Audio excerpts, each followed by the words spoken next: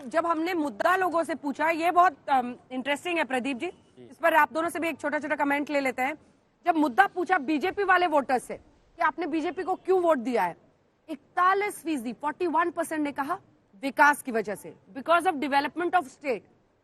और ये हम लोग सड़कों पर भी देख रहे थे, कई जगहों पर लोग बताते थे कि यहाँ का ब्रिज देखिए, आप वहां गई हैं कि नहीं गई हैं, देखिए वहां पर ये बना है। 19% लोगों ने प्रधानमंत्री नरेंद्र मोदी का नाम लिया। तो कई लोग जो अन्य मुद्दे मानते भी हैं, वो मोदी की लोकप्रियता की वजह से बीजेपी को वोट देते हैं। पार्टी लॉयल्टी, मतलब बीजेपी के हम वोटर हैं, हम तो बीजेपी को ही वोट देंगे, ये कहने वाले 15% लोग थे। अब कांग्रेस पे आइए, देखिए कांग्रेस के लिए इन्फ्लेशन, महंगाई जो मिडिल क्लास झेल रही है, वो एक इशू था। उसको वो कितना बिल्ड कर पाए, क्योंकि 28% लोग जिन्होंने कांग्रेस को वोट किया, उन्होंने कहा कि हमने महंगाई की वजह से कांग्रेस को वोट दिया है।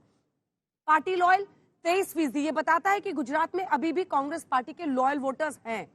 बीजेपी के सिर्फ 15%, जहां पार्टी लॉयल्टी की बात कर रहे थे, वहीं पार्टी लॉयल्टी की बात 23% लोगों ने कांग्रेस पार्टी में किया है। और एमएलए कैंडिडेट की वजह से 14%। अब आम आदमी पार्टी का आइए, क्योंकि ये बहुत इंटरेस्टिंग है कि जब हमने आम आदमी पार्टी के वोटर से पूछा कि आपने आम आदमी पार्टी को क्यों वोट दिया है, तो उन्होंने बताया कि जो वादे किए हैं, प्रोमिसेस मेड बाय आप, गारंटी कार्ड यानी फ्री बिजली, जो अन्य वादे उनके हैं जिन पर बीजेपी आक्रामक होती है, कहती है रेवड़ियां हैं, वो कहते हैं कि आप भी तो लाभार्थियों के नाम पर बहुत कुछ देते हैं लोगों को फ्री। 32% लोगों ने कहा कि हम जो वादे आम आदमी पार्टी करती है उसकी वजह से कर रहे हैं। बदलाव के लिए 25% और महंगाई के लिए 21%। इसी से संजय जी मेरा सवाल आपसे अगला, 32% लोग वही गारंटी कार्ड, मतलब ये फिर तमाम अन्य पार्टियां कहती हैं कि फ्री फ्री फ्री वाला जो आपने सिस्टम देश में स्टार्ट कर दिया है, वो आपकी जीत की एक बड़ी वजह यहां पर दिखाई देता है। आपके स्थानीय नेताओं में से किसी का भी जिक्र, या फिर अरविंद केजरीवाल जी का, जैसे हिमाचल में एमसीडी में आया था, लेकिन यहाँ पर केजरीवाल जी का नाम नहीं है। यहाँ पर आपका प्रॉमिस यानी वादा, वो गारंटी कार्ड, बदलाव और महंगाई, ये 3 मुद्दे बने। जिन्होंने आम आदमी पार्टी को वोट किया है, जिन्होंने आम आदमी पार्टी के वोटर से सिर्फ। हाँ, हाँ। देखिए अंजना जी, पहली बात तो ये कि अभी एमसीडी चुनाव का जब जिक्र हो रहा था, तो एमसीडी का चुनाव 15 साल तक भारतीय जनता पार्टी का यहां पे राज रहा है। दिल्ली को इन्होंने कूड़ा घर बनाया, एमसीडी को करप्शन का केंद्र बनाया, और परिणाम स्वरूप इस बार जो एमसीडी के चुनाव में फैसला दिया है जनता ने, वो एक तरफा इनके खिलाफ दिया है। मैं समझता हूं जब परिणाम आएंगे तो आप देखिएगा नतीजे संख्या में इससे ज्यादा होंगे जो अभी एग्जिट पोल के नतीजे। सीएम उम्मीदवार भी जुड़ गए हैं। दूसरी बात यह है अंजना जी, ठीक है, उनको भी दिखा दीजिए, ईसुदान गढ़वी जी को भी दिखा दीजिए। हाँ संजय जी, बात पूरी कर लीजिए। हाँ, पूरी कर लीजिए। बधाई हो उनको। और मैं ये कह रहा हूं कि एमसीडी के चुनाव में आप देखिए 17 केंद्रीय मंत्री, सैकड़ों इनके सांसद, खुद नड्डा जी लगे हुए थे, और 9 मुख्यमंत्री उन्होंने उतारा।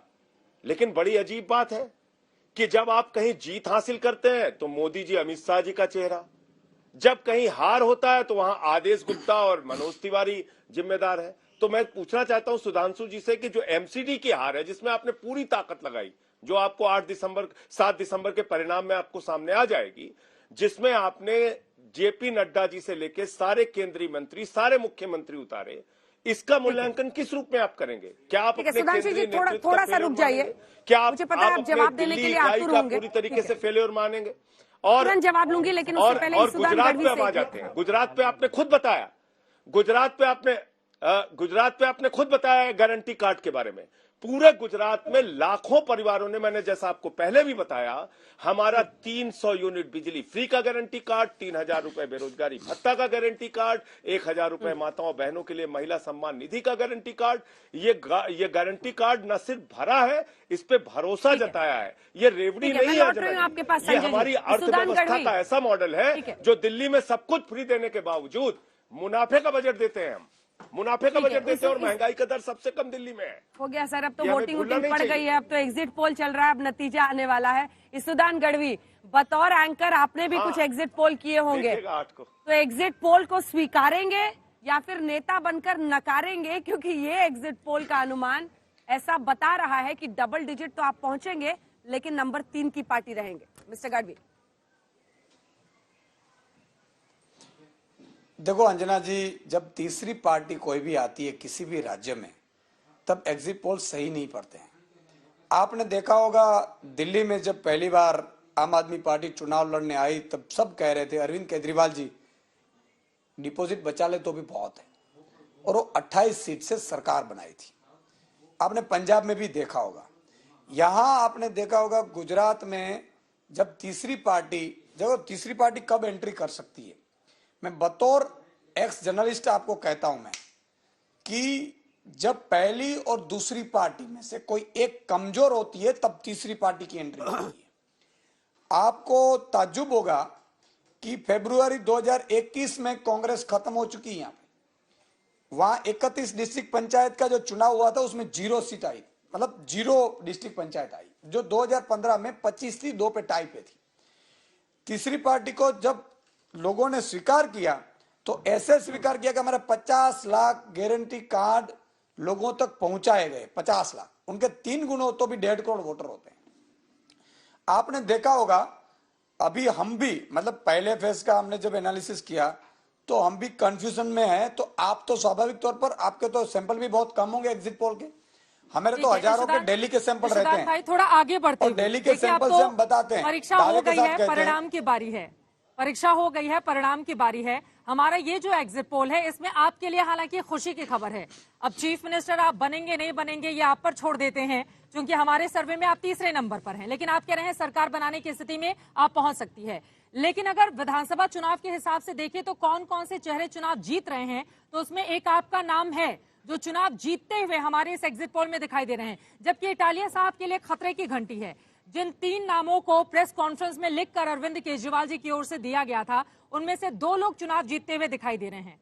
तो ये कम से कम आपके लिए राहत की बात हो सकती है गुजरात में। देखिए मैं आपको अभी भी बताता हूं, मैं उंगली में आपको सीटें गिना सकता हूं। ये सीटें तो जो अरविंद जी ने लिख कर दी है वो तो जीतते ही है। मैं उंगली के दावे के साथ मैं सौराष्ट्र की सीटें तुरंत आपको गिना सकता हूं। जाम जोधपुर जीत रहे हैं, अमृतसर जीत रहे हैं, कैसो जीत रहे हैं। लिख लेते हैं यहाँ पे, बताइए कितनी सीटें, नंबर बताइए। पहले फेज में आप बिल्कुल पहले फेज में लिख लो। पहले फेज में जो हमारा आकलन है वो 51 प्लस सीट हम जीत रहे हैं। पहले फेज की मैं बात कर रहा हूं, इसलिए मैं बोल रहा हूं ना दावे के साथ कि आप देख लीजिए कि भाजपा यहाँ सरकार नहीं बना रही। उसका मैं रीजन देता हूं आपको। भाजपा का 2007 की सीटें गिन लो, 12 की गिन लो, 17 की गिन लो, 22 की गिन लो। सेकंड फेज में अभी मेरे टीवी चैनलों में इंटरव्यू में मैं पढ़ा हूं, रिपोर्ट ली नहीं है। मैं रिपोर्ट नहीं लूंगा तो मैं बताऊंगा भी, इसलिए नहीं सीटें क्योंकि मेरा भी क्रेडिबिलिटी है मेरी, मैं एक्स जर्नलिस्ट रह चुका हूं। आप ये सभी सर्वे आपके गलत होंगे। आपको मैं दावे के साथ कहता हूं भाजपा सरकार नहीं बना रही है गुजरात में। आपने देखा होगा 2012 में भाजपा 121 पे थी, 2017 में 115 पे थी, और 2017 में 199 पे थी, 2012 में 115 पे थी। आप लिख लीजिए। ठीक है, आप बता रहे हैं कि ग्राफ नीचे जा रहा है।